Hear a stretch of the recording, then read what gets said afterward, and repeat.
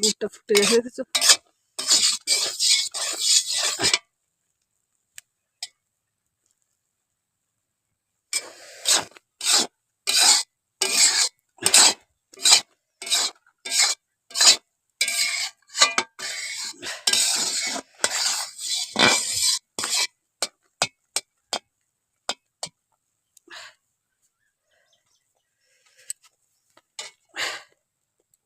হয়ে এসছে।